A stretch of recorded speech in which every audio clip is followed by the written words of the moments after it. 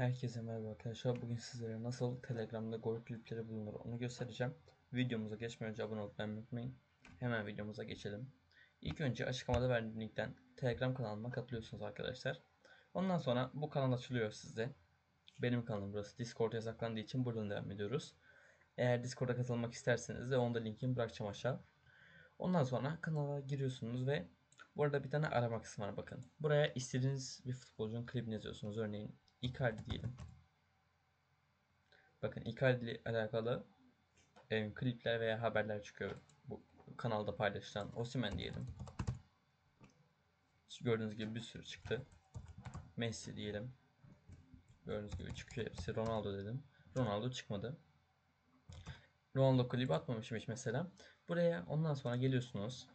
Chat kanalımız var bir tane. Bunu da linkini aşağı bırakacağım. Burada sohbete gelip veya istek klibe gelip burası daha iyi. Buraya geldikten sonra bakın burada herkes istek klip istiyor. Ben aktif oldukça artık atmaya çalışıyorum ama bu ara çok aktif değildim. Bu aralar atmaya devam edeceğim.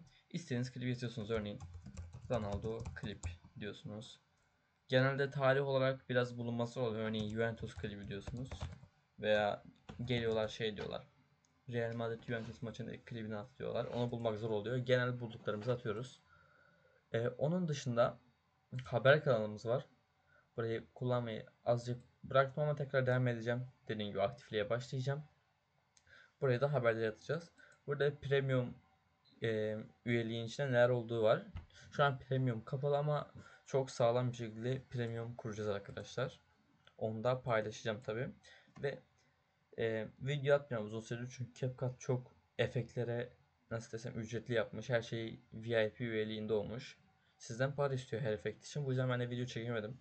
Mesela bir tane video çekiyorum. Efekte tıklıyorum. Pro alman lazım diyor. Başka efekt seçiyorum. Pro alman lazım diyor.